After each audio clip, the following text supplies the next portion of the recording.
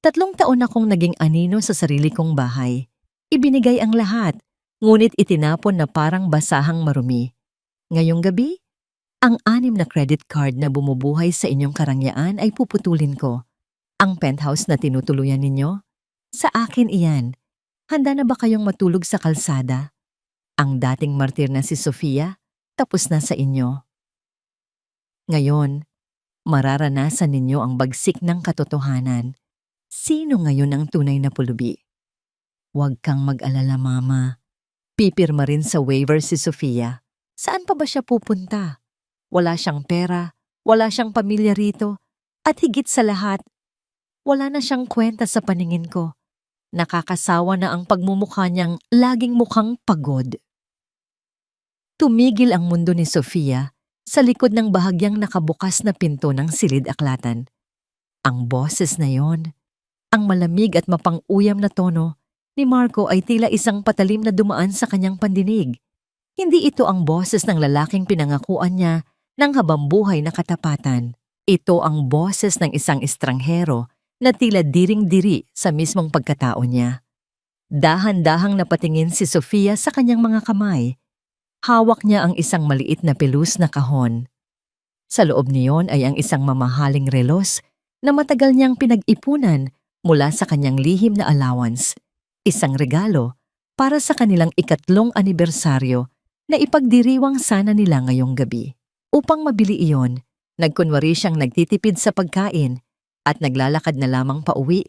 Lahat ay para lamang makita ang nangiti sa mga labi ni Marco. Sa kusina, nakahanda na rin ang paboritong beef caldereta ng asawa na 3 oras niyang masusing niluto habang tinitiis ang init ng kalan at ang hapdi ng mga sugat sa kanyang daliri mula sa paghihiwa ng mga rekado. Tama ka, anak. Sagot naman ng kanyang biyenan na si Doña Elvira na may kasamang mahinhin ngunit nakakangilong tawa. Masyado siyang naging kampante sa bahay na ito. Akala yata niya ay sapat na ang pagiging mabuting asawa. Hindi niya alam na ang isang tulad mo, Marco, ay nangangailangan ng babaeng kayang makipagsabayan sa iyong estado. Hindi isang yaya na ang amoy ay laging bawang at sibuyas. Sa sandaling iyon, tila nawalan ng bigat ang kahon sa kamay ni Sophie. Ang lahat ng pagod, ang lahat ng sakripisyong ginawa niya sa loob ng 3 taon para itago ang kanyang tunay na yaman at mamuhay bilang isang simpleng may bahay, ay biglang naglaho. Naramdaman niya ang isang matinding lamig na gumapang mula sa kanyang mga paa patungo sa kanyang dibdib. Hindi siya sumigaw, hindi siya humagulgol. Ang tanging narinig niya ay ang sariling tibok ng puso na unti-unting tumitigas, tila nagiging bato sa gitna ng nagbabagang galit. Ang mga pangungutya ng kanyang biyenan at ang pagtataksil ng kanyang asawa ay nagsilbing salamin sa kanyang harapan. Nakita niya ang isang Sofia na nakayuuko. Ang mga balikat ay tila pasan ang buong mundo para lamang pasayahin ang mga taong wala namang pagpapahalaga sa kanya. Ang kanyang mga sakripisyo na inakala niyang pundasyon ng kanilang tahanan ay naging basura lamang sa paningin ng mga taong pinakain niya ng sarili niyang dugo at pawis. Dahan-dahang napaatras si Sofia mula sa pintuan. Ang bawat hakbang niya ay tila paglayo sa isang bangungot na itinuring niyang pangarap. Wala siyang naramdamang luha, kundi isang tuyot na lalamunan at ang pait ng katotohanan. Tumingin siya sa bintana kung saan nagsisimula ng bumuhos ang ulan. Ang bawat patak ay tila sumasabay sa pagguho ng kanyang lumang pagkatao. Ganito na lang ba? Sa dinami-dami ng bagyo na sinuong ko para sa kanya, bakit ako pa ang naiwan sa ulan habang sila ay nagpapakasasa sa init ng bahay na ako naman ang nagbabayad? Humigpit ang kapit ni Sofia sa kanyang cellphone. Sa loob ng 3 taon, ang mga contacts sa kanyang telepono ay limitado lamang sa mga tindero sa palengke at mga utility bills. Ngunit sa ilalim ng lahat ng yon, may isang numerong matagal na niyang hindi tinatawagan. Ang numerong magbabalik sa kanya sa trono na matagal na niyang tinalikuran. Muli niyang tiningnan ang pinto ng silid-aklatan kung saan nagpapatuloy ang tawanan ni Marco at Elvira. Isang mapait na ngiti ang sumilay sa kanyang mga labi. Ang Sofia na kilala nila, ang Sofia na sunod-sunuran at martir, ay pumanaw na kasabay ng mga salitang narinig niya kanina. Nanginig ang kanyang daliri habang pinipindot ang screen. Ang bawat dial tone ay tila isang kampanang nagbabadya ng malaking pagbabago.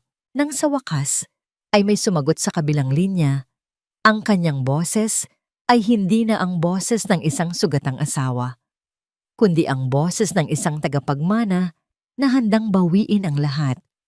Papa, sunduin niyo na ako. Tapos na ang laro. Sa labas, ang kulog ay tila isang hudyat ng pagsisimula ng isang digmaan. Hindi na ito tungkol sa pag-ibig. Ito ay tungkol sa paniningil. Isinilid niya ang mamahaling relos sa kanyang bulsa, hindi na bilang regalo, kundi bilang paalala ng huling sentimo na kinuha sa kanya ng pamilyang ito. Habang naglalakad siya patungo sa pintuan ng penthouse, ang kanyang bawat hakbang ay may dalang bigat at awtoridad. Hindi na siya lilingon pa. Sa likod niya, ang amoy ng beef caldereta ay unti-unting nanunuot sa buong bahay. Ang huling hapunan na hindi kailanman matitikman ng mga taong nagtapon sa kanya sa kawalan. Sinuong ni Sofia ang dilim ng koridor. Bitbit ang isang lihim na sa loob ng ilang oras ay magiging mitya ng pagsabog ng buong mundo ni Marco. Ang lahat ng credit card, ang lahat ng ari-arian, at ang mismong hininga ng kanilang marangyang buhay ay nakatali sa isang pangalan na kinalimutan na nila. Sofia, ang pangalang sa madaling araw ay magiging simbolo ng kanilang pagkagunaw. Ang pinakamahirap na bahagi ng pagpapanggap ay hindi ang pagsisinungaling sa iba, kundi ang panonood sa sarili mong unti-unting mamatay sa harap ng mga taong akala mo ay mahal mo. Habang nakaupo ako sa loob ng isang itim na sasakyan na nakaparada sa madilim na sulok ng kalsada, malayo sa marangyang penthouse na itinuring kong kulungan, naramdaman ko ang kakaibang bigat ng hangin. Sa harap ko ay si Attorney Santillan, ang matapat na kanang kamay ng aking ama sa loob ng 2 dekada.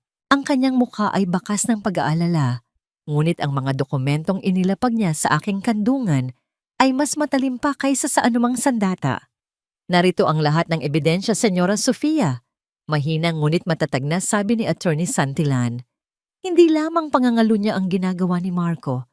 Sa loob ng 2 taon, unti-unti niyang inililipat ang mga pondo mula sa iyong trust fund patungo sa isang shell company na nakapangalan sa isang babaeng nagngangalang Claire.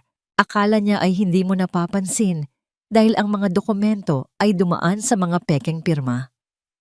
Hinaplos ko ang mga papel, ang bawat numero, ang bawat pirma na ginaya ang sa akin ay tila mga linta na sumipsip sa aking pagkatao. Habang ako ay nagtitiis na maglaban ng kanyang mga barong gamit ang sarili kong mga kamay upang makatipid sa kuryente, abala naman pala siya sa paglulustay ng pera ng aking pamilya para sa ibang babae. Naramdaman ko ang isang mapait na tawa na gustong kumawala sa aking lalamunan, ngunit ang nanatili lamang ay ang malamig na determinasyon. Ang mga luha ko ay natuyo na kagabi. Ang natitira na lang ay ang apoy ng paghihiganti na dahan-dahang nagliliyab sa aking dibdib. Gusto kong ihanda mo ang lahat ng papeles para sa annulment, attorney. Sabi ko habang nakatingin sa labas ng bintana, kung saan ang mga ilaw ng syudad ay tila mga nanunuyan na mata. Ngunit wag muna ngayon. Gusto kong panoorin silang bumagsak mula sa pinakamataas na pedestal na tinayuan nila gamit ang aking pera. Gusto kong maramdaman nila ang lamig ng kalsada bago nila malaman kung sino talaga ang kinalaban nila. Pag-uwi ko sa penthouse, ang bango ng mamahaling pabango na hindi akin ay sumalubong sa akin sa may pintuan. Naroon si Marco, nakahilig sa sofa, abang tinitingnan ang kanyang bagong cellphone. Nang makita niya ako, ang kanyang mukha ay agad na nabalot ng pagkairita. Tila ba ang presensya ko ay isang dumi na nakakasira sa kanyang magandang tanawin. Saan ka galing, Sofia? Ang dumi-dumi ng suot mo. Nakakahiya. Kung may makakita sa iyong mga kasamahan ko sa negosyo. Bulyaw niya nang hindi man lang tumitingin sa aking mga mata. Hindi ako sumagot ng pabalang. Sa halip, lumapit ako at inilapag ang kanyang tsaa sa lamesa. Pinagmasdan ko ang aking singsing sa kasal. Isang piraso ng ginto na dati ay simbolo ng aking pangarap. Ngunit ngayon ay tila isang tanikala na lamang ng kahapon. Hinawakan ko ang malamig na metal at naramdaman ang gasgas niyon mula sa mga taon ng pagtatrabaho ko sa kusina. Ang pagkilala na ang bawat galos sa aking kamay ay hindi tanda ng kahinaan, kundi mga sugat mula sa isang digmaan na ako ang huling tatayo. Pasensya na, Marco. Marami lang akong inasikaso. Mahinahon kong sagot. Ang aking boses ay sapat na upang hindi siya maghinala, ngunit sapat din ang lamig nito upang magbigay ng babala na hindi niya naintindihan. Lumabas mula sa silid si Doña Elvira. Suot ang kanyang mamahaling robe na binili ko noong nakaraang Pasko. Sofia, bakit ang tabang ng niluto mong hapunan kanina? Wala ka na talagang silbi sa bahay na ito. Kung hindi dahil sa anak ko, baka namumulot ka na ng basura sa kalsada. Tumingin ako sa kanya ng diretso. Sa loob-loob ko, gusto kong isumbat na ang bawat hibla ng robe na suot niya at ang bawat butil ng kanin na kinain niya ay galing sa aking bulsa. Ngunit nanatili akong tahimik. Mas matamis ang tagumpay kung ang kalaban ay kampante sa kanilang maling akala. Ang kanilang utang na loob ay hindi sa akin nakatali, kundi sa kasakiman na silang dalawa mismo ang bumuo. Hayaan mo, Mama, sabi ni Marco habang tumatayo at lumalapit sa akin. May inilapag siyang isang folder sa harap ko. Kailangan mong pirmahan ito, Sofia. Para ito sa bago kong business venture, kailangan ng waiver mo bilang asawa ko para ma-release ang loan sa bangko. Tumingin ako sa folder. Alam ko kung ano yon. Ito ang huling hakbang niya para tuluyang makuha ang kontrol sa penthouse na ito at ilipat ito sa pangalan ni Claire. Ang kanyang mga kamay ay nanginginig sa excitement. Akala niya ay ito na ang huling pako sa aking kabaong. Hindi niya alam. Ito na ang mitya na sisira sa lahat ng kanyang itinayo. Kinuha ko ang panulat.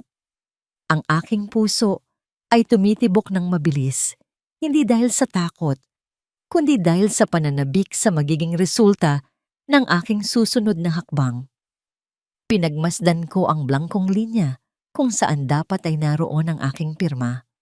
Ang misteryong nakatago sa likod ng mga dokumentong ito ay mas malalim pa sa inaakala niya. May isang maliit na detalye sa sulok ng papel na hindi napansin ni Marco. Isang maliit na marka na tanging ang mga taong may kinalaman sa legal na aspeto ng aking pamilya ang nakakaalam. Sigurado ka bang ito ang gusto mo, Marco? Tanong ko habang dahan-dahang inilalapit ang dulo ng panulat sa papel. Huwag ka ng maraming tanong, Sofia. Pirmahan mo na lang kung ayaw mong masaktan. Banta niya, ang kanyang tunay na kulay ay tuluyan ng lumabas sa likod ng kanyang mapanlinlang na ngiti.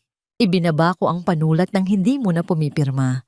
Tumingin ako sa kanya. Sa mga matang dati ay puno ng paghanga, ngunit ngayon ay puno na ng puot. Ang cliffhanger ng aming buhay ay narito na. Ang sandali kung saan ang bawat desisyon ay may katumbas na pagkagunaw. Pipirmahan ko ito. Bulong ko. Ngunit sa isang kondisyon. Napatigil si Marco. Ang galit sa kanyang muka ay napalitan ng pagtataka. Sa kabilang silid, narinig ko ang mahinang tunog ng isang cellphone na nagriring. Isang tawag na alam kong magbabago sa takbo ng gabi na ito. Isang tawag na hindi niya inaasahan. Mula sa isang taong dapat ay matagal na niyang kinalimutan. Ang bawat pag-vibrate ng aking cellphone sa loob ng aking bulsa ay tila isang matamis na himig sa aking pandinig. Transaction declined. Isang maikling mensahe, ngunit sapat na upang gumuho ang mundo ng mga taong nagnakaw ng aking katahimikan. Habang nakaupo ako sa isang sulok ng mamahaling coffee shop sa loob ng Rockwell, tanaw ko mula sa malayo ang aking hipag na si Bianca at ang aking biyenan na si Doña Elvira. Naroon sila sa harap ng isang sikat na botika ng mga designer bags. Ang kanilang mga mukha ay puno ng pagmamayabang habang nakapaligid sa kanila ang mga kaibigan nilang kasing mapagkunwari rin nila. Hawak ni Bianca ang isang kulay pulang bag na nagkakahalaga ng halos 300,000 piso. Isang halaga na katumbas na ng sahod ng isang ordinaryong manggagawa sa loob ng ilang taon. Ngunit para sa kanila, bariya lang ito dahil akala nila ay kaban ng yaman ni Marco ang kanilang ginagastos. "I'll take this one and that one too."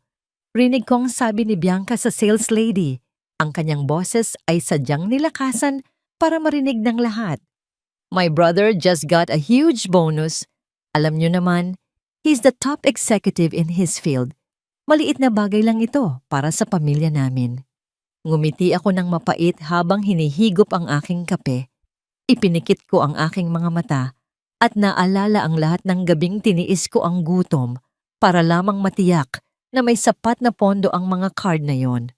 Ang bawat sentimong nasa likod ng mga plastic na card na yon ay galing sa pawis ng aking ama at sa aking sariling pagtitipid.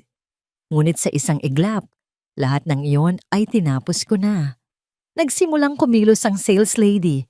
Inabot ni Bianca ang unang card, ang kulay itim na credit card na ako mismo ang kumuha para sa kanya bilang regalo sa kanyang kaarawan noon. Ipinasok ito sa makina. Pagkalipas ng ilang segundo, nakita ko ang pagbabago sa mukha ng sales lady. Magalang siyang umiling.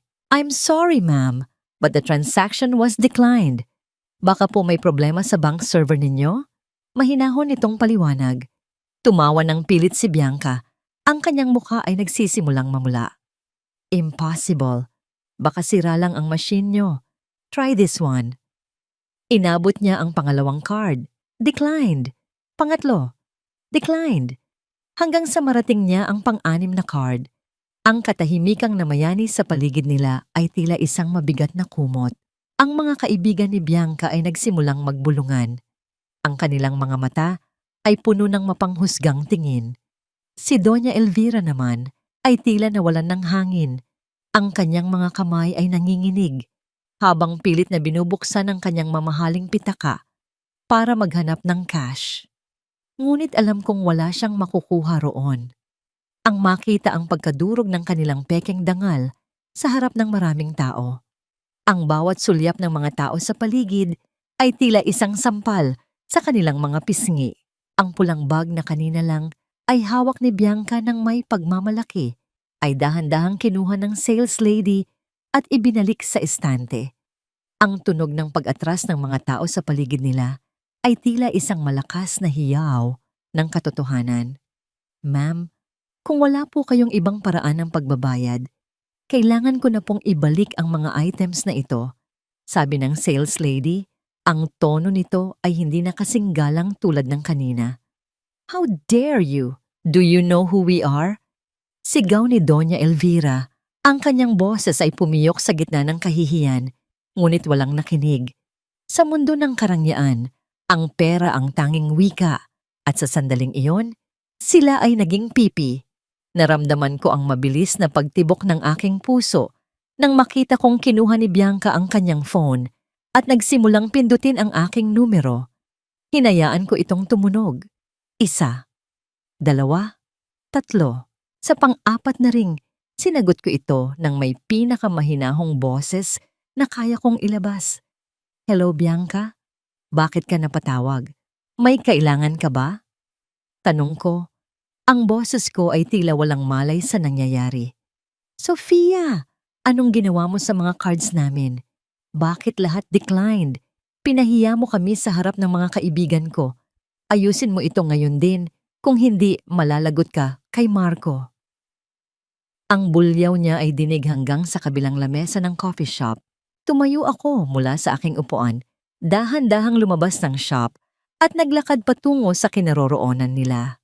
Habang papalapit ako, nakita ko ang gulat sa kanilang mga mata nang makita nila akong suot ang isang simpleng puting blusa, ngunit may dalang awtoridad na hindi nila kailanman nakita sa akin. "Sino ito?" Mahinahon kong tanong. Habang nakatingin, nang diretso sa mga mata ni Bianca. Anong sino ito? Ako ito. Ang hipag mo. Sofia, huwag kang magbiro. Sigaw niya. Ang kanyang lipstick ay medyo kumalat na sa gilid ng kanyang labi dahil sa pawis at nerbiyos. Ngumiti ako. Isang ngiting hindi umabot sa aking mga mata. Pasensya na. Pero hindi ako nakikipag-usap sa mga pulubi na nagpapanggap na mayaman gamit ang pera ng ibang tao. At isa pa, ang mga cards na yon ay nakapangalan sa akin. Pinutol ko na ang ugnayan natin, gaya ng pagputol ko sa daloy ng pera nyo. Tila tumigil ang paghinga ni Doña Elvira. Anong sinasabi mo? Kay Marco ang perang yon. Ikaw ang nakikinabang sa amin. Nagkakamali kayo. Bulong ko. Sapat na para sila lang ang makarinig. Ang penthouse na tinutuluyan nyo, ang kotseng sinasakyan ni Marco, at ang bawat butil ng kanin na kinakain nyo. Lahat ng yun ay sa akin. At simula sa araw na ito, maghanda na kayong matulog sa ilalim ng tulay dahil wala na kayong matatanggap kahit isang kusing mula sa akin.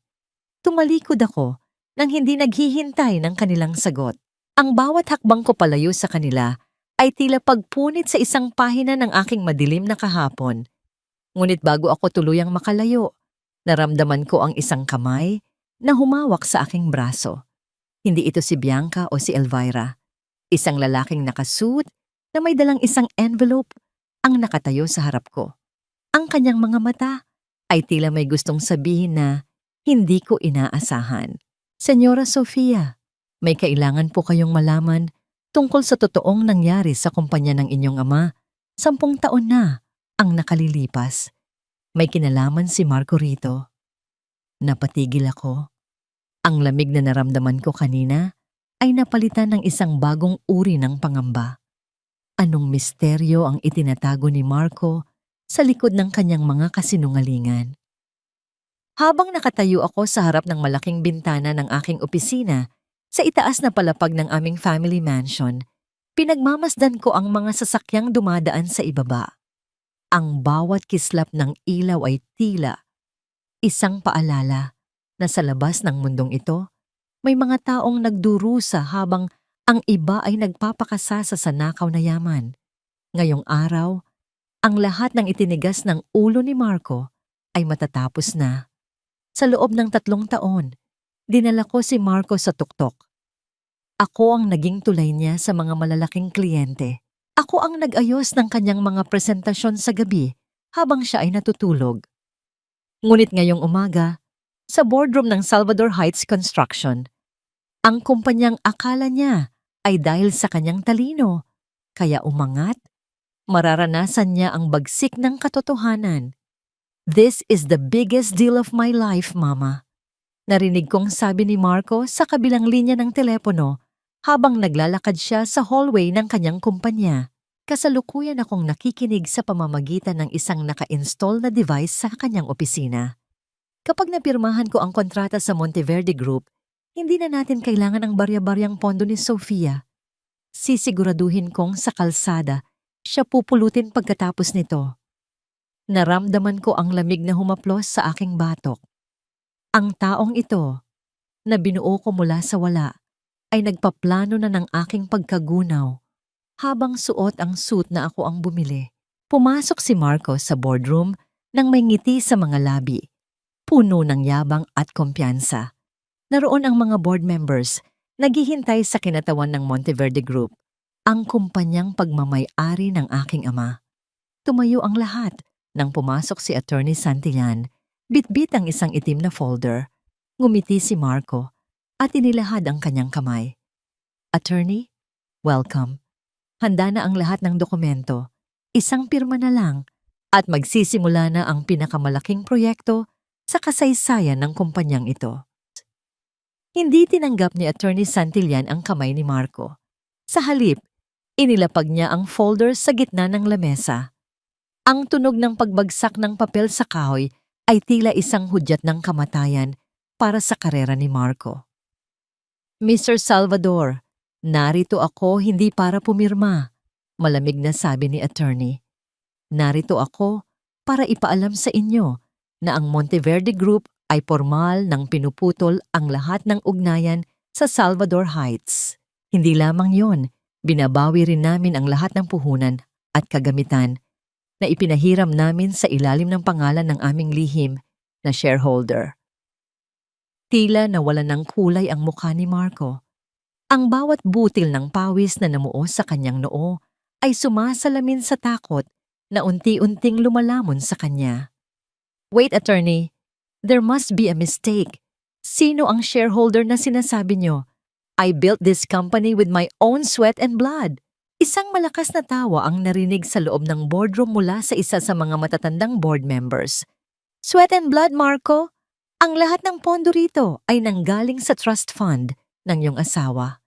Akala mo ba ay hindi namin alam? Ang bawat materyales, ang bawat sweldo ng mga empleyado, lahat iyan ay galing kay Sofia. Sa puntong ito, hindi na nakapagpigil si Marco. Sinuntok niya ang lamesa, ngunit ang tanging narinig ay ang mahinang pagalog ng mga baso ng tubig. Nasaan si Sofia? Tawagan niyo ang babaeng iyon. Pagsabihan niyo siyang huwag akong hiyain dito. Kinuha ko ang aking cellphone at dinial ang numero ni Marco. Nakita ko sa monitor ang kanyang pagkataranta nang makita ang aking pangalan sa screen. Sinagot niya ito nang may kasamang mura. Sofia, anong kalokohan ito? Tawagan mo si Attorney Santillan ngayon din. Sabihin mong magpirmahan na kami, kundi sisiguraduhin kong hindi ka na makakatuntong sa bahay na ito. Sigaw niya, ang boses niya ay pumiyok sa gitna ng desperasyon. Marco, bulong ko, ang boses ko ay kasing talim ng isang labaha. Ang bahay na sinasabi mo? Tapos na ang palugit. Ngayong oras na ito, ang mga gamit niyo ni Mama ay inilalabas na ng mga gwardiya. At tungkol sa kumpanya mo, hindi mo na ito kumpanya simula nang magnakaw ka mula sa akin. Anong pagnanakaw? Pinahiram mo sa akin ang pera. Pinahiram ko, ngunit kinuha mo ng walang paalam para sa ibang babae. Ang lahat ng ebidensya ng paglipat mo ng pondo patungo sa shell company ni Claire ay nasa kamay na ng pulisya, Marco. You're fired, not just from this deal, but from the life you stole from me. Binitawan ko ang tawag. Nakita ko sa screen kung paano dahan-dahang lumuhod si Marco sa sahig ng boardroom habang ang mga board members ay isa-isang tumatayo at iniiwan siya. Ang katahimikan sa silid ay tila isang malaking bigat na dumidiin sa kanyang mga balikat. Ang makita ang taong nagmaliit sa aking pagkatao na tila isang basang sisiw sa gitna ng ulan. Ang kanyang yabang ay naglaho, napalitan ng isang mukhang puno ng pagsisisi. Ngunit alam kong hindi ito dahil sa mahal niya ako, kundi dahil nawala ang lahat ng kanyang kapangyarihan. Dahan-dahan kong ibinaba ang aking tingin sa isang lumang litrato namin ni Marco noong bago pa lamang kaming magkasal. Pinunit ko ito sa gitna, eksaktong sa bahagi ng aming mga magkahawak na kamay. Ang bawat piraso ng papel na nahuhulog sa sahig ay tila mga labi ng isang panaginip na naging bangungot. Naramdaman ko ang isang kamay sa aking balikat. Si Attorney Santillan ay nakabalik na. Senyora, may isa pa po tayong problema. Ang taong nagtip sa atin tungkol sa pagnanakaw ni Marco, natagpuan siyang walang buhay sa kanyang kondo kaninang madaling araw. Tila may mas malalim pang grupo ang gumagalaw sa likod ni Marco. Napatigil ang tibok ng aking puso. Ang aking paghihiganti ay tila nagsisimula pa lamang maging isang mapanganib na laro. Sino ang nasa likod ni Marco? At bakit tila handa silang pumatay para lamang itago ang katotohanan? Lumabas na kayo? Hindi nyo ba narinig? Hindi na inyo ang bahay na ito. Kahit ang hanging nilalanghap ninyo sa loob ng penthouse na ito ay binabayaran ko, kaya wala na kayong karapatang manatili pa rito kahit isang segundo. Malamig ang aking boses habang nakatayo ako sa gitna ng sala.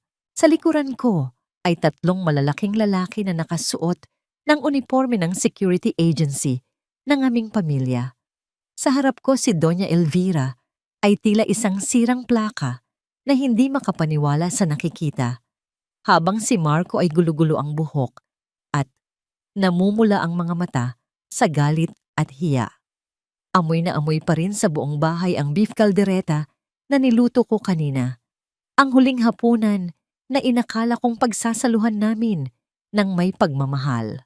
Ngayon, ang bango niyon ay tila isang panunuyo sa kanilang mga sikmura na alam kong hindi na matitikman ang karangyaang ito muli. Ang bawat piraso ng mamahaling muebles, ang mga kristal na chandelier na nagkakahalaga ng milyon, at ang mismong marmol na inaapakan nila. Lahat ng yun ay saksi sa bawat mura at pangaalipusta na ibinato nila sa akin sa loob ng 3 taon. Sofia, nababaliw ka na ba? Asawa mo ako. May karapatan ako sa kalahati ng lahat ng ari-ariang ito. Sigaw ni Marco. Ang kanyang boses ay nanginginig habang pilit na humahakbang palapit sa akin. Hinarang siya ng isa sa aking mga bodyguard. Ngumiti ako ng bahagya, isang ngiting puno ng pait. Kalahati? Marco, basahin mong mabuti ang marriage contract natin. Ang lahat ng perang pumasok sa pagsasama nating ito ay galing sa aking trust fund sa ilalim ng isang prenuptial agreement na ikaw mismo ang pumirma dahil sa sobrang kumpiyansa mo na hinding-hindi kita iiwan. Ang penthouse na ito, nakapangalan sa korporasyon ng aking ama. You have zero rights, Marco. Zero. Napatakbo si Doña Elvira sa kanyang silid at lumabas na may bitbit na 2 malalaking maleta na puno ng kanyang mga designer clothes at alahas. Hindi mo kami mapapalayas ng ganito na lang. Tatawag ako ng pulis. Magnanakaw ka. Sige, tumawag ka mama. Hamon ko sa kanya. Pero bago mo gawin yon, tingnan mo ang mga resibo ng lahat ng alahas na nasa loob ng maletang iyan. Lahat iyan ay binili gamit ang credit card na nakapangalan sa akin. Ayon sa batas, ako ang legal na nagmamay-ari niyan. Iwanan niyo ang mga alahas na yan sa lamesa o sasampahan ko kayo ng kasong pagnanakaw ngayon din. Nabitawan ni Doña Elvira ang hawak niyang maleta. Ang tunog ng pagbagsak ng mabigat na bag sa sahig ay tila isang hudyat ng kanilang tuluyang pagkatalo. Namutla ang kanyang mukha, ang kanyang mga labi ay nanginginig sa galit na walang mailabas na salita. Ang bawat diamante at ginto na suot niya na dati ay ipinagmamalaki niya sa kanyang mga kaibigan ay naging mga tanikala na nagpapaalala sa kanyang kasakiman. Sofia, parang awa mo na!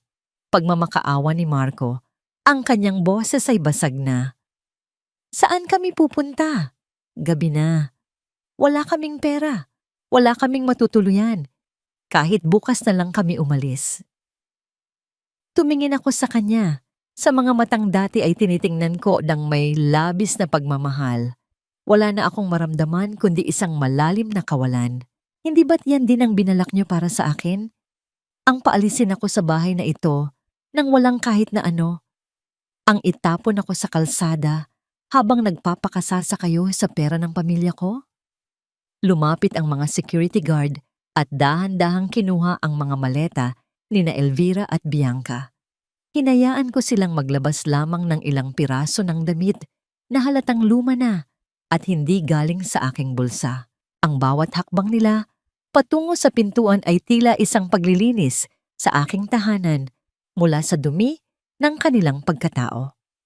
Ang sandali na ang bawat pang-aapi nila sa akin ay nagbalik sa kanila ng 10 ulit. Habang naglalakad sila palabas ng penthouse, nakita ko ang anino ng kanilang mga balikat na bagsak na bagsak.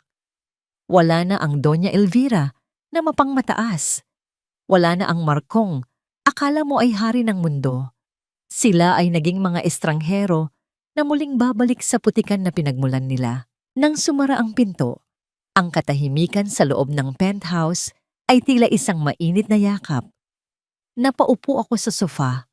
Ang aking mga kamay ay nanginginig pa rin dahil sa halong emosyon.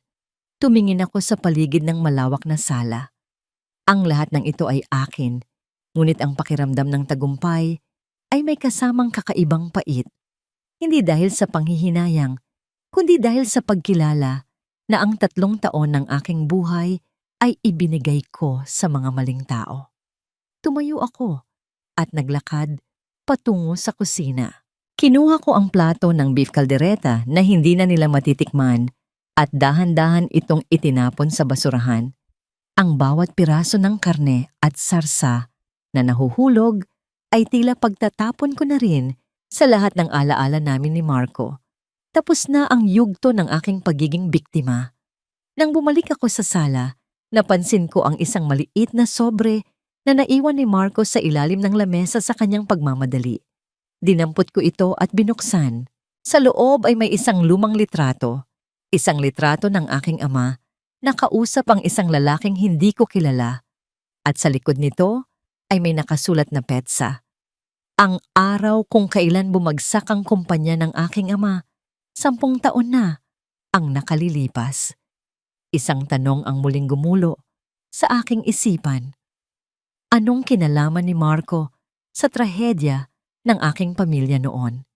At bakit tila matagal na niya akong pinupuntirya bago pa man kami magkakilala? Naramdaman ko ang mabilis na pagtibok ng aking puso. Ang aking muling pagsilang ay hindi lamang pala tungkol sa pagbawi ng aking yaman. Ito ay simula ng pagtuklas sa isang katotohanang matagal nang ibinaon sa limb. Huminto ang pamilyar na itim na sasakyan sa harap ng malalaking tarangkahan ng asyenda ng mga Monteverde.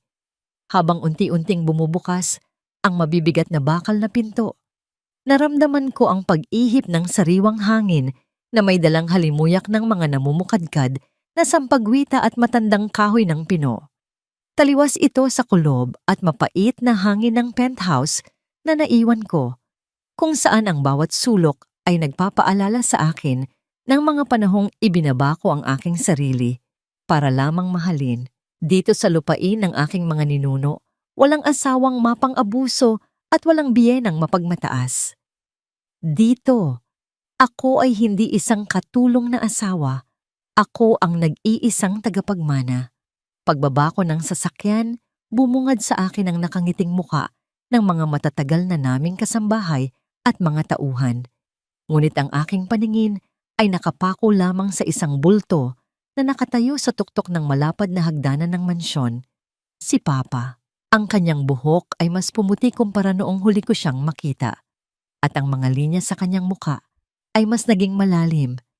Marahil dahil sa 3 taong pag-aalala sa anak niyang piniling magtago sa anino ng isang walang kwentang lalaki. Hindi ko na malayang tumutulo na pala ang aking mga luha hanggang sa maramdaman ko ang init ng kanyang mga palad sa aking pisngi. Niyakap niya ako ng napakahigpit, isang yakap na tila bumubuo sa lahat ng pira-pirasong bahagi ng aking pagkatao na winasak ni Marco. Walang sumbat. Walang tanong kung bakit ako nabigo sa aking kasal. Ang tanging namutawi sa kanyang mga labi ay ang mga salitang nagbigay ng ganap na paghilom sa aking sugatang puso. Sinabi niyang nakauwi na ako at hinding-hindi na niya hahayaang may manakit pa sa akin muli. Dinala ako ng mga kasambahay sa aking lumang silid na hindi man lang nagbago mula nang umalis ako. Pumasok ako sa malawak na banyo at nagbabad sa maligamgam na tubig na hinaluan ng mamahaling lavender essential oil. Ang bawat pagdaloy ng mainit na tubig sa aking balat ay tila naghuhugas sa amoy ng mantika, sibuyas at alikabok ng 3 taong pagiging martir. Ipinikit ko ang aking mga mata at ninamnam ang luho ng kapayapaan. Wala nang mag-uutos sa akin. Wala nang magrereklamo sa tabang ng aking luto. Ang tanging nararamdaman ko ngayon ay ang lakas na unti-unting nananalaytay pabalik sa aking mga ugat. Nang lumabas ako ng silid, hindi na ako nakasuot ng kupas na bestida. May suot na akong formal at eleganteng itim na suit. Ang aking buhok ay maayos na nakapusod at ang aking mga labi ay may bahagyang kulay na nagpapakita ng aking nagbabalik na kumpiyansa. Naglakad ako patungo sa malaking aklatan ni Papa. Ang bawat hakbang ko sa makinis na sahig na gawa sa marmol ay may dalang bigat at awtoridad. Nakaupo si Papa sa likod ng kanyang malaking mesa na gawa sa mahogany, kasama si Attorney Santillan. Inilapag ko sa ibabaw ng mesa ang lumang litrato na natagpuan ko sa ilalim ng sofa ni Marco bago ako umalis ng penthouse. Ang larawan ng aking ama kasama ang isang pamilyar ngunit estrangherong lalaki na may petsang tumutukoy sa panahong muntik nang bumagsak ang aming imperyo. 10 taon na ang nakararaan. Kinuha ni Papa ang litrato. Nakita ko kung paano nanigas ang kanyang mga balikat at kung paano nawala ang nangiti sa kanyang mga mata. Isang mabigat na buntong hininga ang pinakawalan niya bago siya tumingin sa akin nang may pinaghalong takot at galit. "Saan mo ito nakuha, Sofia?" Tanong niya. Ang kanyang boses ay may bahid ng kaba na bihira kong marinig sa isang haligi ng negosyo. "Sa mga gamit ni Marco, Papa. Naiwan niya iyan sa pagmamadali nilang lumayas." Mahinahon kong sagot, bagaman ang aking isip ay nagkukumahog sa paghahanap ng mga koneksyon. "Sino ang lalaking kasama mo rito? At bakit nasa pag-iingat ito ng lalaking pinakasalan ko?" Nagkatinginan si Papa at si Attorney Santillan. Dahan-dahang ibinaba ni Papa ang litrato at ipinikit ang kanyang mga mata na tila may inaalala siyang isang napakapait na kahapon. Nang muli siyang dumilat, ang kanyang mga mata ay nag-aapoy sa determinasyon. Ang lalaking ito ay si Roberto Ledesma, panimula ni Papa. Siya ang dating business partner ko na nagtangkang pabagsakin ang Monteverde Group at nakawin ang lahat ng ating yaman. Pinakulong ko siya dahil sa pandarambong. Namatay siya sa loob ng selda 5 taon na ang nakalilipas dahil sa sakit. Nangunot ang aking noo. Kung gayon, anong kinalaman ni Marco sa kanya? Tumikhim si Attorney Santillan bago inilabas ang isang manipis na folder mula sa kanyang sadyang bitbit na bag. Inilapag niya ito sa harap ko. "Kagabi, matapos mong iutos ang pagpapalayas kay Marco, nag-utos ako ng malalimang investigasyon sa kanyang tunay na pagkatao. Ang pangalan niya ay Marco Salvador. Tama. Ngunit ang hindi natin alam at ang maingat niyang itinago sa mga pekeng dokumento noon pa man." Huminto si Attorney Santillan. Tila kinakalkula ang magiging epekto ng kanyang susunod na sasabihin sa aking pag-iisip. Si Marco ay ang kaisa-isang anak sa labas ni Roberto Ledesma. Patuloy ni Attorney, ang bawat salita ay tumatagos sa aking pag-unawa. Hindi naging aksidente ang pagkikita ninyo 3 taon na ang nakalilipas. Sofia, plinano niya ang lahat. Pakakasalan ka niya. Gagamitin ang tiwala mo para makuha ang pera mo at unti-unting sisirain ang kumpanya natin mula sa loob upang ipaghiganti ang kanyang ama. Napatayo ako mula sa aking kinauupuan. Ang lamig ay muling gumapang sa aking gulugod. Ngunit ngayon, hindi na ito dahil sa sakit ng pagtataksil sa pag-ibig. Ito ay dahil sa nakakikilabot na katotohanang nakatulog ako katabi ng mismong ahas na gustong pumatay sa aking pamilya. Ang buong pagsasama namin ay isang malaking ilusyon, isang maingat na inilatag na patibong. Kung ganoon, ang babaeng kinakasama niya, ang mga nawawalang pondo, at ang pagtataboy niya sa akin ay hindi lamang simpleng pambababae.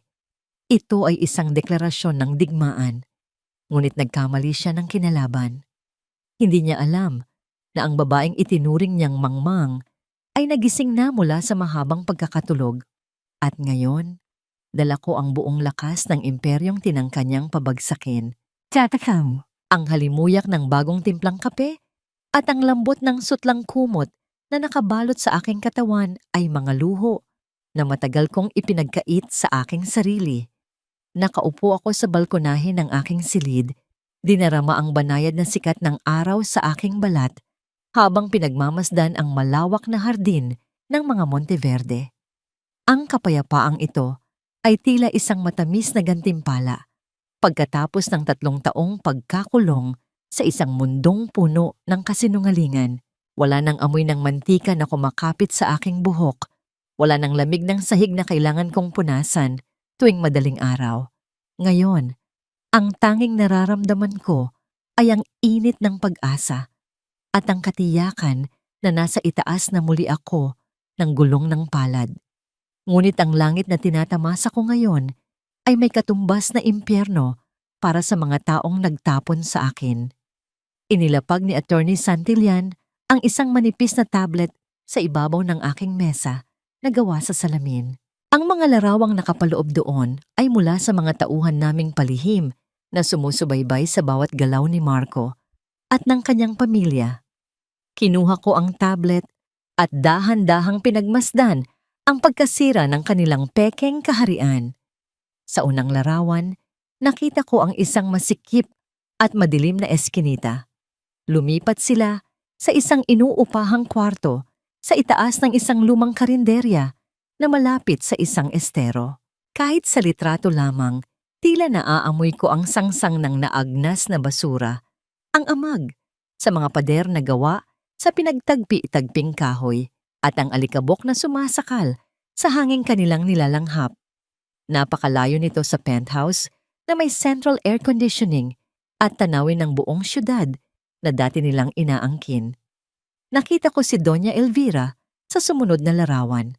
Ang babaeng dati ay hindi makalabas ng bahay nang walang suot na perlas at mamahaling pabango ay nakaupo ngayon sa isang maliit na bangkito. Nakayuko siya sa harap ng isang planggana. Nagkukusot ng mga kupas na damit gamit ang kanyang sariling mga kamay. Wala na ang kanyang mga alahas. Malamang ay naisanla na nila yon para may maipambili ng sardinas at bigas. Nakikita ko sa kanyang muka ang matinding pagod at pandidiri sa maduming tubig na tumatalsik sa kanyang braso. Ang kanyang mga kamay na dati ay ginagamit lamang para ituro ang mga pagkakamali ko, ngayon ay tiyak na mahapdi at sugatan dahil sa matapang na sabon panlaba. Si Bianca naman ay nakahiga sa isang manipis na banig sa gilid ng madilim na kwarto, nakatingin sa kisame habang patuloy na nagrereklamo, walang ginagawa upang tumulong. Ang kanyang mga designer bags ay napalitan ng mga plastik na supot na naglalaman ng kanilang mga kakaunting gamit. Ngunit ang pinakamasarap na tanawin sa lahat ay ang larawan ni Marco. Basang-basa ng asim at pawis ang kanyang gusot na polo habang naglalakad siya sa ilalim ng tirik na araw. Ayon sa ulat ni attorney, buong umaga siyang nag-ikot sa iba't ibang kumpanya upang mag-apply ng trabaho. Ngunit walang kumpanya, malaki man o maliit, ang maglalakas loob na tumanggap sa isang lalaking formal na idineklarang kaaway ng Monteverde Empire. Ang kanyang pangalan ay naging isang sumpa sa mundo ng negosyo. Ang kanyang dangal na binuo ko gamit ang aking pawis ay tuluyan ng gumuho. Isang mapait ngunit matamis na ngiti ang sumilay sa aking mga labi. Sila na nagtrato sa akin na parang basahan ay nakatikim na ng tunay na kahulugan ng pagiging dukha. Hindi ito kalupitan. Ito ay katarungan na matagal na nilang utang sa tadhana. Nang hapong iyon, nagsuot ako ng isang formal na puting kasuotan na hinabi pa ng isang sikat na designer mula sa Europa. Ang aking mga alahas ay kumikinang sa ilalim ng mga ilaw. Humarap ako sa napakaraming kamera at mamamahayag sa gitna ng isang malawak na bulwagan sa Makati. Ako ang napiling manguna sa pagputol ng laso para sa pagbubukas ng pinakabagong multi-billion-dollar project ng aming kumpanya. Ang bawat kislap ng flash mula sa mga kamera ay tila isang pagpupugay sa aking muling pagsilang.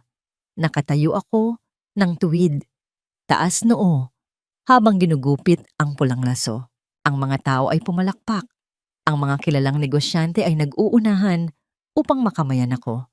Ako si Sofia Monteverde, hindi na ang anino sa kusina, kundi ang araw na nagbibigay liwanag sa buong imperyo. Sa kalagitnaan ng pagdiriwang, nakatanggap ako ng isang maikling mensahe mula sa aking tauhan. Binasa ko ito ng lihim. Ayon sa ulat, si Marco ay kasalukuyang nakatayo sa isang maalikabok na bangketa. Pagod, gutom, at walang dalang kahit isang sentimo. Nakatitig siya sa isang nakadisplay na telebisyon sa labas ng isang tindahan ng mga appliances. Alam kong sa mga sandaling ito, nakikita niya ang aking mukha sa screen. Nakikita niya ang nangiti ng tagumpay sa aking mga labi. Nararamdaman ko ang pagguho ng kanyang buong pagkatao habang pinapanood niya ang babaeng itinapon niya na ngayon ay tinitingala ng buong mundo habang siya ay nananatiling alipin ng sarili niyang kasakiman sa ilalim ng tulay ng kahirapan. Tumingin ako nang diretso sa isa sa mga kamera ng media. Tila ba tinatagos ko ang lens upang salubungin ang kanyang nagmamakaawang mga mata mula sa malayo. Gusto kong malaman niya na ang bawat luha na ipinatak ko noon ay sisingilin ko ng dugo at dangal mula sa kanya.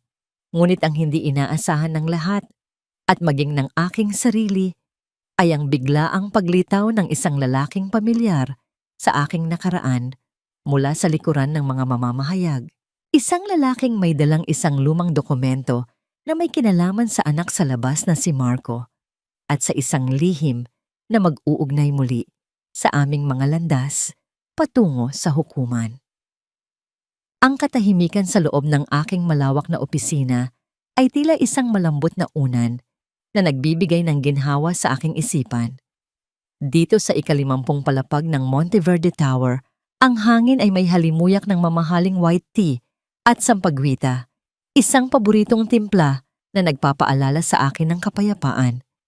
Nakaupo ako sa aking silyang gawa sa purong katad, pinagmamasdan ang mga papeles ng bagong proyekto nang biglang umilaw ang linya mula sa aking sekretarya. Sa pamamagitan ng isang mahinahon at formal na boses, ipinaalam niya sa akin na may isang lalaking nagpupumilit pumasok sa lobby. Isang lalaking nakaluhod sa malamig na marmol ng gusali, umiiyak at nagmamakaawang makita ako. Hindi ko na kailangang itanong kung sino iyon. Ibinigay ko ang aking pahintulot na paakyatin siya. Ang mga bantay ay mahigpit na nakabuntot sa kanya hanggang sa bumukas ang malaking pintuang gawa sa salamin ng aking opisina. Bumungad sa akin ang isang anyo na halos hindi ko na makilala. Kung dati ay umaalingaw-ngaw ang amoy ng kanyang mamahaling cologne na galing sa Paris, na ako mismo ang bumili gamit ang inipon kong pera, ngayon ay dala niya ang sangsang ng usok ng tambutso, murang sabon, at malagkit na pawis mula sa paglalakad sa mainit na kalsada. Ang kanyang sapatos na dati ay palaging makintab ay nabalot na ng makapal na alikabok. At ang kanyang paboritong polo ay lukot-lukot na tila ilang araw nang hindi napaplansa. Ito ang lalaking nagtapon sa akin na parang basurahan. Ngayon, siya ang mukhang basura sa mismong kaharian na sinubukan niyang agawin. Pagkapasok niya, agad na bumagsak ang kanyang mga tuhod sa makapal na karpet ng aking opisina. Gumapang siya papalapit sa aking mesa. Ang kanyang mga mata ay namumula at puno ng mga luhang sadyang inipon para sa dramang ito. Sofia! Sofia! Parang awa mo na! Umiiyak niyang pagsamo. Ang kanyang boses ay nanginginig sa desperasyon. I was so stupid. Nabulag ako ng ambisyon at ng mga maling tao. Si Claire? Wala siyang kwenta. Ikaw lang, Sofia. Ikaw lang ang babaeng minahal ko. Hindi ko kaya na wala ka. Tiningnan ko siya mula sa aking kinauupuan. Sa loob-loob ko, naramdaman ko ang pag-ikot ng aking sikmura.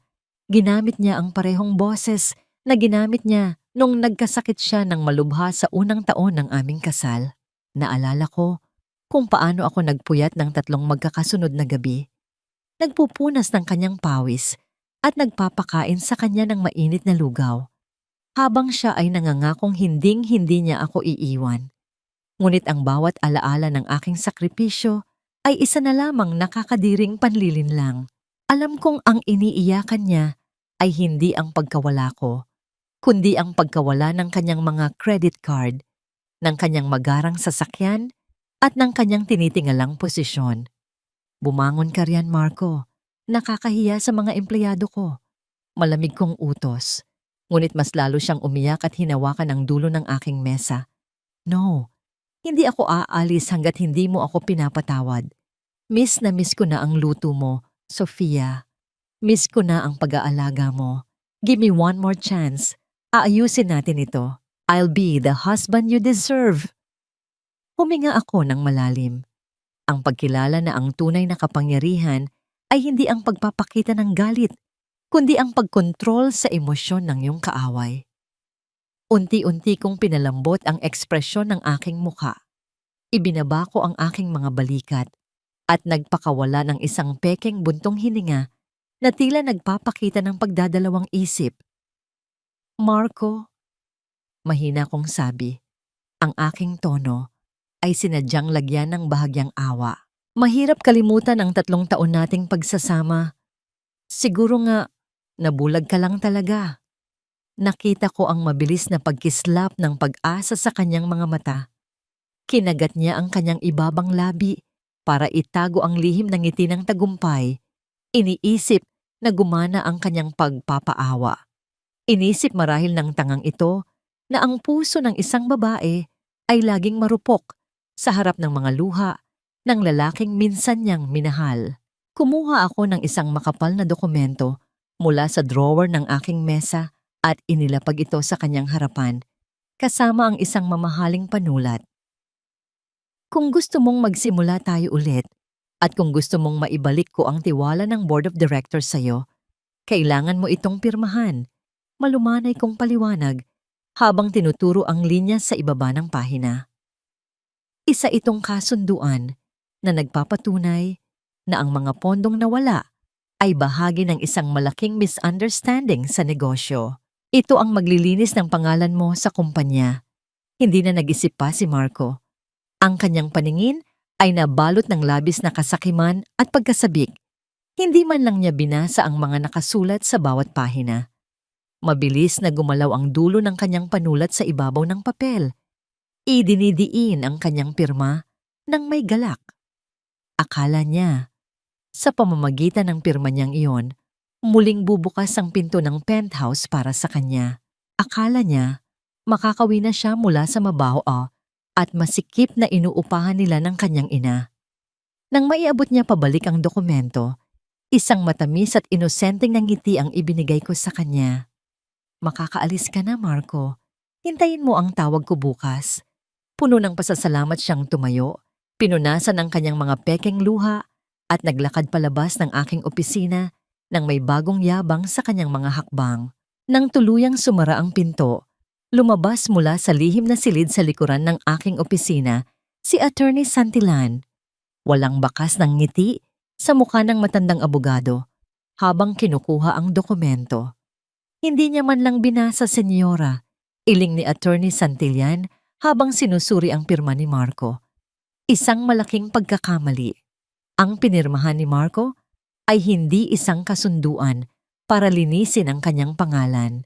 Ito ay isang formal at legal na pag-amin sa kanyang pagnanakaw ng milyon-milyong piso mula sa aking trust fund, kasama ang isang promissory note na isinusuko niya ang anumang karapatan niya sa anumang pag-aari ko at pumapayag siyang harapin ang lahat ng kasong kriminal nang walang laban kung hindi niya maibabalik ang pera sa loob ng 24 na oras.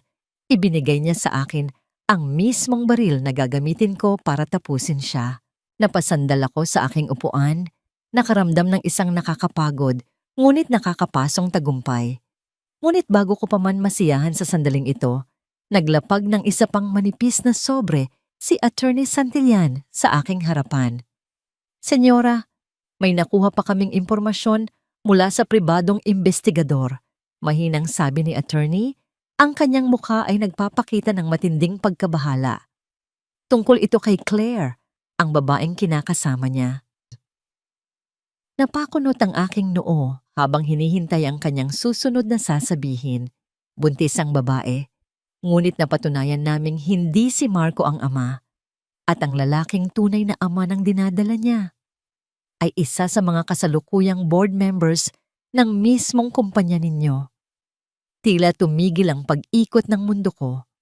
Ang kalaban ay hindi lang pala nasa labas ng aking kaharian, kundi nakaupo sa mismong hapag ng aking pamilya.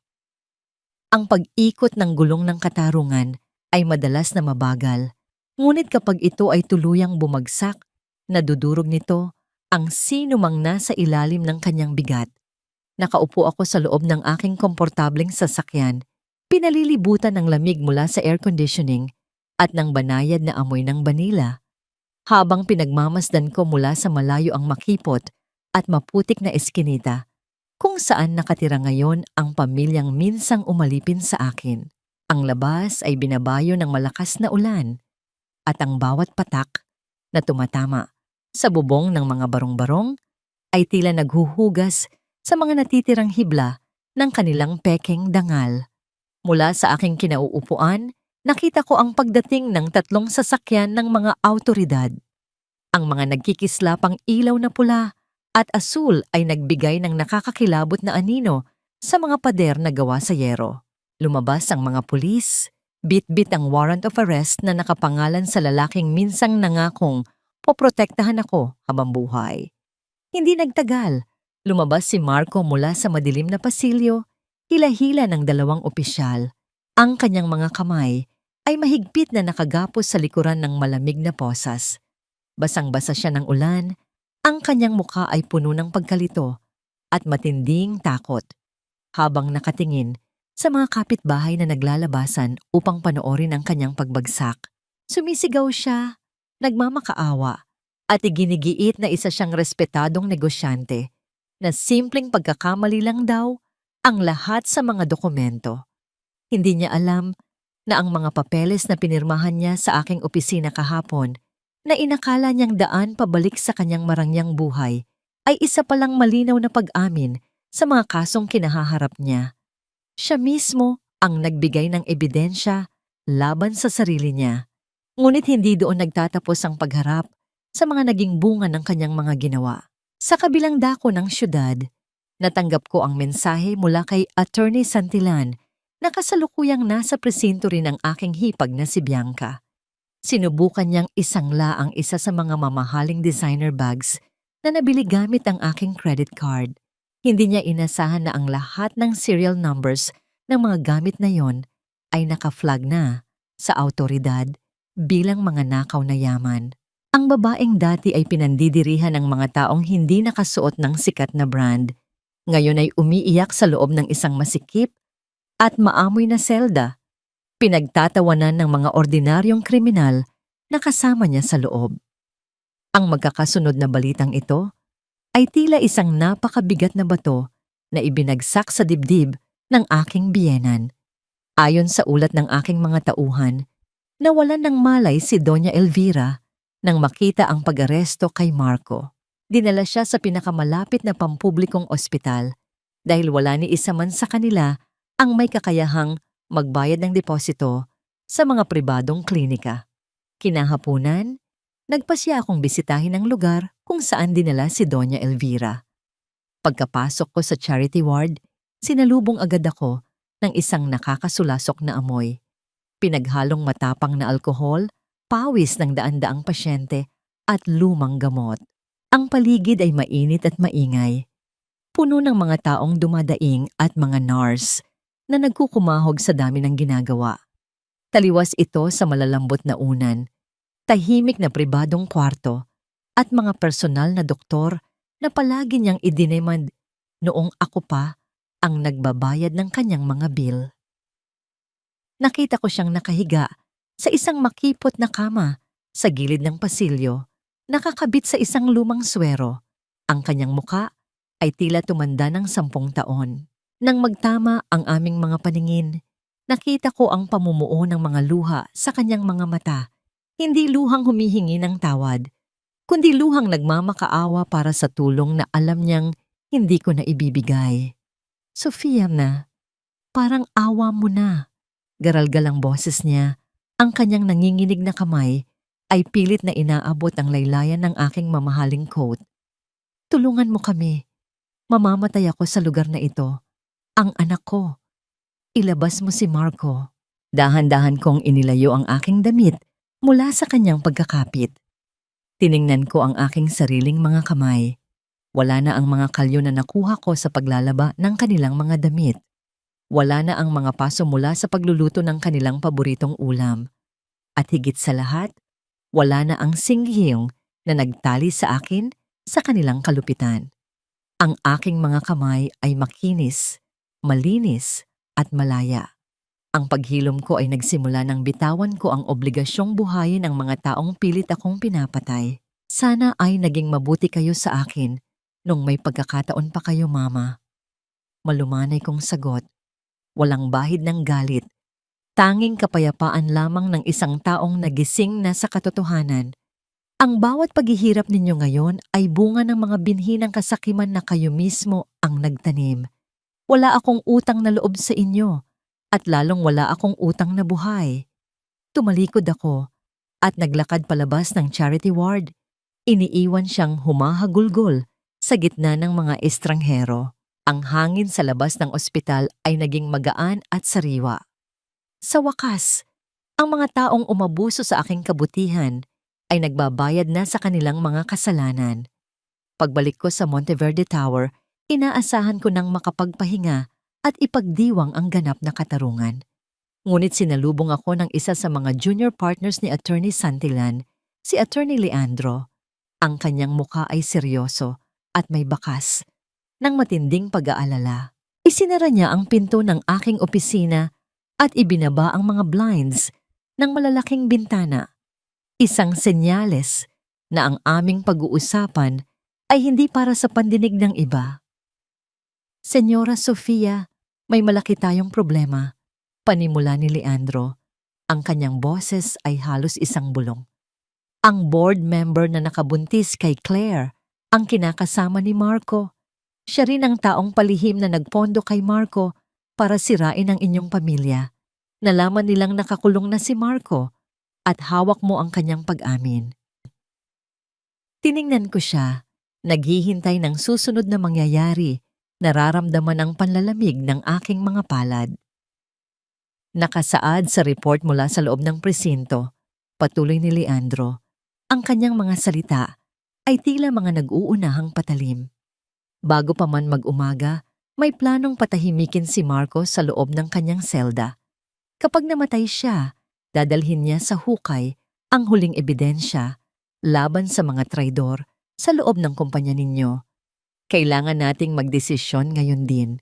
Hahayaan ba natin siyang mamatay o ililigtas natin ang lalaking sumira sa buhay mo para lang makuha ang buong katotohanan?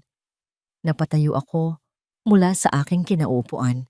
Ang lalaking pinakananais kong makitang magdusa ay nasa bingit ng kamatayan at ang tanging makapagliligtas sa kanya ay ako.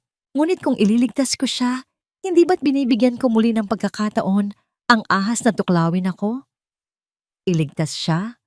Pagkatapos ng lahat ng ginawa niya sa akin, Leandro, gusto mong iligtas ko ang demonyong yon para lang sa isang pirasong katotohanan?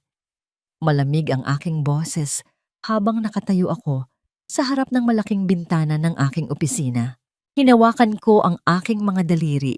Dinarama ang maliliit na pilat na iniwan ng mga taon ng pagtitiis sa isang lalaking kalaunan ay naging dahilan ng aking pagkawasak.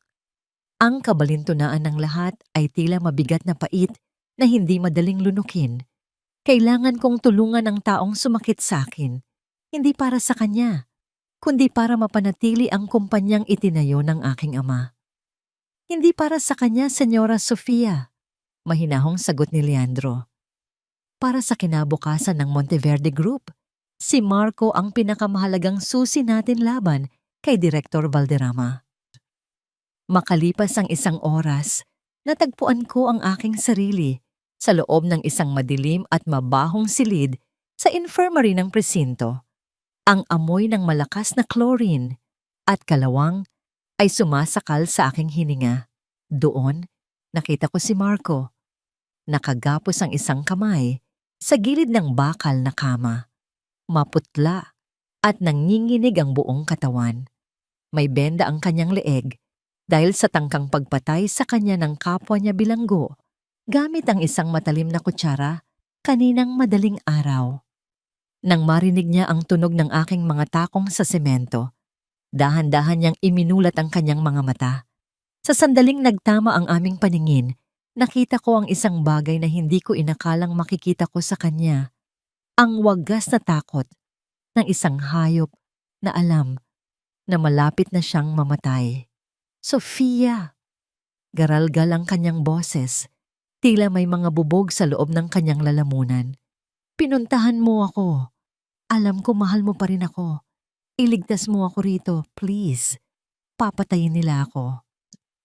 Hindi ako lumapit. Nanatili akong nakatayo sa distansyang sapat upang mamoy niya ang aking mamahaling pabango. Isang paalala ng mundong hindi na niya kailanman mababalikan. Ang sandaling makita ang huling piraso ng kanyang maskara na natitibag. Hindi ako narito dahil sa pag-ibig, Marco. Simula ko, ang boses ko ay walang bahid ng emosyon. Narito ako para ipakita sa iyo kung gaano ka kawalang halaga sa mga taong pinaglingkuran mo. Akala mo ba ay si Director Valderrama ang magliligtas sa iyo? Siya mismo ang nag-utos na tapusin ka. Nanlaki ang kanyang mga mata. Hindi totoo yan. Sabi niya, kapag nakuha ko ang pirma mo, magiging partner niya ako, magiging mayaman ako. Kinuha ko ang aking tablet at iniharap sa kanya ang isang video. Doon, kitang-kita si Claire, ang babaeng akala niya ay katuwang niya sa lahat, na nakaupo sa kandungan ni Direktor Valderrama, nagtatawanan habang pinag-uusapan ang katangahan ni Marco. Ang pinakamasakit sa lahat ay ang marinig ang boses ni Claire na nagsasabing ang batang dinadala niya ay ang susunod na tagapagmana ng pamilya Valderrama at si Marco ay isang kasangkapan lamang na itatapon na sa basura. Isang nakapanlulumong hiyaw ang kumawala sa dibdib ni Marco. Ang kanyang mga luha ay mabilis na dumaloy, humahalo sa dumi at dugo sa kanyang pisngi. Ang kanyang buong mundo, ang ambisyon, ang pagtataksil, ang pangarap na yaman, ay gumuho sa harap ng katotohanang siya ay naging isang malaking biro. Walang natira sa iyo, Marco. Bulong ko habang dahan-dahan akong lumalapit. Sapat na para makita niya ang lamig sa aking mga mata. Ang nanay mo ay nasa pampublikong ospital, naghihingalo. Ang kapatid mo ay nasa selda rin. At ikaw ay isang patay na naglalakad kung hindi mo sasabihin sa akin ang lahat ng transaksyong ginawa niyo ni Valderrama sa loob ng 10 taon. Yumuko si Marco. Ang kanyang mga balikat ay nayayanig sa matinding paghikbi. Sa sandaling iyon, ang huling hibla ng kanyang pagkatao ay tuluyan ng sumuko. Ibinuka niya ang kanyang bibig at nagsimulang ikwento ang bawat lihim, bawat pekeng kontrata, at ang bawat barya na ninakaw nila mula sa aking pamilya. Isang mahaba at madilim na kasaysayan ng kasakiman ang iniluwa ng kanyang labi, habang lihim na nire-record ni Leandro ang bawat salita. Nang matapos siya, tumayo ako at inayos ang aking coat. Wala akong naramdamang awa. Tanging ang bigat ng isang responsibilidad na sa wakas ay matatapos na. Salamat sa impormasyon, Marco. Sabi ko habang naglalakad patungo sa pinto. Sofia, wait! Sigaw niya. Ang kanyang kamay ay pilit na inaabot ang hangin. Iibigin mo pa ba ako? Kung ibibigay ko ba ang lahat ng ito, may pag-asa pa ba tayo? Napatigil ako sa may pinto, ngunit hindi ako lumingon. Ang Sofia na umibig sa'yo ay namatay na sa gabing narinig niya ang plano mong sirain ang buhay niya. Ang babaeng nakatayo rito ay ang taong sisiguro na mabubulok ka sa bilangguan ng may kasamang pagsisisi sa bawat segundong lumilipas. Lumabas ako ng infirmary, dinarama ang bawat hakbang sa malamig na koridor. Ang hangin sa labas ng presinto ay tila mas masarap lang hapin. Hawak ko na ang lahat ng ebidensya. Hawak ko na ang leeg ni Direktor Valderrama. Ngunit bago pa man kami makarating sa sasakyan, isang itim na van ang mabilis na huminto sa aming harapan. Bumukas ang pinto at lumabas ang isang grupo ng mga armadong lalaki. Sa gitna nila, lumabas si Direktor Valderrama. May hawak na baril at isang mapanuyang ngiti sa kanyang mga labi. Akala mo ba Ay ganoon kadaling tapusin ang laro, Sofia? Tanong niya, habang itinuturo ang baril sa direksyon ni Leandro. Ibigay mo sa akin ang recorder o sabay-sabay kayong hindi makakaalis sa lugar na ito. Naramdaman ko ang mabilis na pagtibok ng aking puso. Ang laro ay naging isang madugong labanan para sa aking kaligtasan. Ang malamig na dulo ng baril ni Direktor Valderrama ay nakatutok sa amin. Ngunit sa halip na manginig sa takot, naramdaman ko ang isang kakaibang kapanatagan. Ang ulan ay patuloy na bumubuhos, dinidilig ang semento ng presinto, habang ang mga ilaw ng sasakyan ay nagbibigay ng nakakasilaw na liwanag sa paligid. Nakita ko ang mapanuyang ngiti ni Valderrama. Ang ngiti ng isang taong akala ay hawak na niya ang tadhana sa kanyang mga palad. Ibigay mo sa akin ang recorder, Sofia. Ulit ni Valderrama. Ang kanyang boses ay puno ng awtoridad at kasakiman. Huwag mong sayangin ang buhay mo para sa isang pirasong ebidensya. Alam mo kung gaano kalawak ang koneksyon ko. Walang makakalabas dito ng buhay kung hindi ko gugustuhin. Dahan-dahan kong inilabas ang maliit na digital recorder mula sa aking bulsa. Itinaas ko ito sa gitna ng dilim, hinahayaan ang bawat patak ng ulan na dumaloy sa aking mga daliri. Tumingin ako ng diretso sa kanyang mga mata, ang mga matang pumatay sa aking mga pangarap, 10 taon na ang nakalilipas. Akala mo ba, Director, ay pumasok ako sa laro niyo nang walang dalang sandata? Mahinahon kong sabi. Ang boses ko ay hindi natitinag sa kabila ng panganib. Ang recorder na ito, hindi lang ito isang kagamitan. Ito ay nakalink sa isang cloud server na direktang pinapanood at pinakikinggan ng National Bureau of Investigation sa mga sandaling ito. Ang bawat salita mo, ang bawat banta mo, at ang mismong mukha mo sa harap ng baril na yan. Lahat iyan ay live na napapanood ng buong bansa. Nawala ang nangiti sa mukha ni Valderrama. Napalitan ito ng isang matinding pagkalito at takot. Bago pa man siya makakilos, ang paligid ng presinto ay biglang nabalot ng nagkikislapang mga ilaw na pula at asul. Ang tunog ng mga sasakyan ng pulis na mabilis na huminto at ang mga yabag ng mga bota sa basang semento ay tila isang malakas na hudyat ng kanyang pagkagunaw. Hindi na nakaputok si Valderrama. Binitawan niya ang kanyang baril nang makita niyang napapalibutan na siya ng mga armadong operatiba. Ang kanyang mga tauhan ay mabilis na dapa sa sahig. Isinusuko ang kanilang mga armas. Dahan-dahang lumapit si Attorney Santillan kasama ang mga matataas na opisyal ng batas.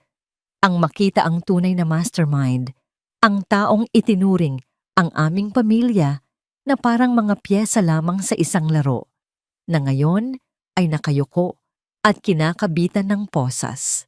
Ang bawat hakbang ko papalapit sa kanya ay may dalang bigat ng 10 taong pait at paghihintay. Tapos na ang laro, Direktor. Bulong ko habang kinukuha ang aking basang buhok mula sa aking mukha. Ang kumpanya ng aking ama ay mananatiling sa amin at ikaw ay mananatili sa dilim kung saan ka nararapat. Makalipas ang ilang araw, ang buong bansa ay nabulabog sa balita. Si Director Valderrama, kasama si Marco at ang kanyang kasintahang si Claire ay formal na sinampahan ng mga kasong treason sa korporasyon, estafa at tangkang pagpatay. Walang piyansang inirekomenda para sa kanila dahil sa bigat ng mga ebidensyang ibinigay ko. Binisita ko si Marco sa huling pagkakataon bago siya tuluyang ilipat sa National Penitentiary. Nakaupo siya sa likod ng makapal na salamin. Suot ang kulay kahel na uniforme. Wala na ang kanyang pagiging maangas. Ang kanyang mga mata ay walang buhay. Ang kanyang balat ay tila papel na nanunuyo. Sofia, tawag niya. Ang kanyang boses ay tila isang hangin na nagmumula sa isang libingan. Wala na si Mama. Namatay siya sa ward kagabi. Hindi man lang niya ako nakita bago siya nawala. Bianca? Nawawala si Bianca. Balita ko ay namumulot na lang siya ng pagkain sa basura para mabuhay.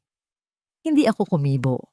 Naramdaman ko ang isang malalim na lungkot para sa mga buhay na sinira nila dahil sa kasakiman, ngunit wala akong naramdamang pagsisisi.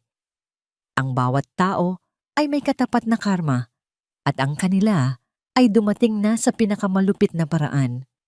Patawarin mo ako, Sofia. Pagsamo niya, ang kanyang mga kamay ay pilit na idinidikit sa salamin. Kung maibabalik ko lang ang lahat, kung minahal lang kita ng tama. Hindi mo minahal ang kahit na sino, Marco. Mahinahon kong sagot habang tumatayo ako para umalis.